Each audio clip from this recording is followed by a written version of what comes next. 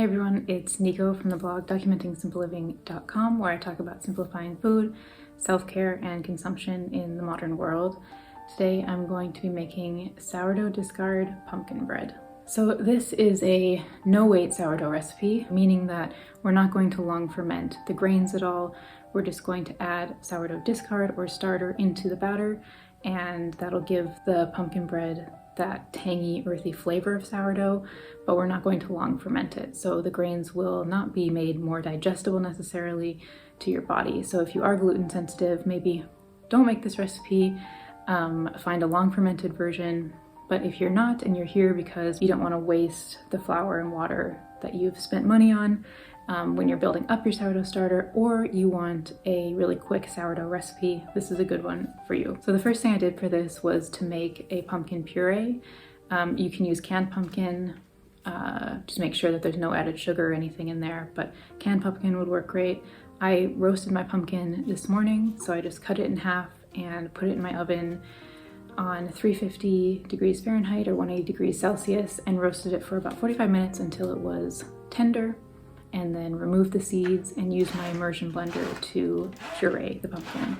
Now, if you don't have pumpkin right now is easy to find because it's the autumn time, but if you're making this at a different time of year or you can't find pumpkin where you are, you can also use butternut squash to make this. It's really amazing how similar butternut squash and pumpkin taste in basically any baked application. So if you are wanting to make this but you don't have pumpkin, just pick up a butternut squash and roast it and it'll taste just great. So after I roasted the pumpkin and pureed it, I began to make the bread by adding my sugar and room temperature butter into a bowl and creaming it with a fork. I then added 2 eggs, my sourdough discard, a splash of vanilla, and my pumpkin puree into the bowl and mixed it all together with a fork. I will leave the entire recipe for this in the description, so if you want to have the exact measurements, just look in the description. And then to that mixture, normally you would maybe want to combine the dry ingredients in a separate bowl from the wet ingredients, but I was in a rush today, so I just did it in the same bowl. I added 2 cups of flour into the bowl and 2 teaspoons of pumpkin pie spice, a pinch of salt, 2 teaspoons of baking powder, and 1/2 teaspoon of baking soda. Mix everything with the wet ingredients. And then I poured that batter into my baking tin.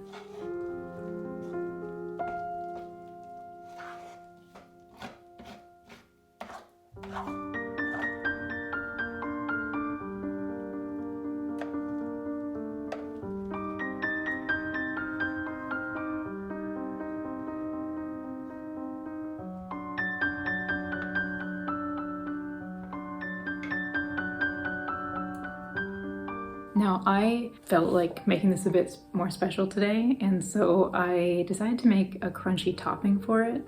And I did this by combining about 1/2 cup of pumpkin seeds in a bowl with about 1/4 cup of coconut sugar and 1/4 cup of butter, melted butter.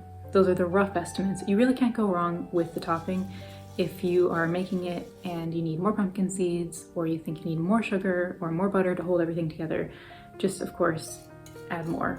You really can't go wrong. So once everything was mixed together, I put that topping on top of the unbaked pumpkin bread in the loaf tin, and then I put everything into the oven for about 45 minutes. I like to eat the sourdough pumpkin bread the same way I like to eat sourdough banana bread and lots of other homemade breads, zucchini bread. It's best straight out of the oven with butter, but you can also, if it's been on your counter for a few days, what I like to do is cut off a slice, put it into the oven and make it a bit crispy on top by kind of toasting it for 5 minutes, and then putting butter on top of that, because it leaves the center very moist and soft, but the top is a bit crunchy, which I like after it's been on the counter for a few days. If you're looking for other simple and quick sourdough recipes that are perfect for fall and winter, I've put together an ebook with 10 sourdough recipes that are all ready in under an hour, that are just really delicious and warming in the cooler months.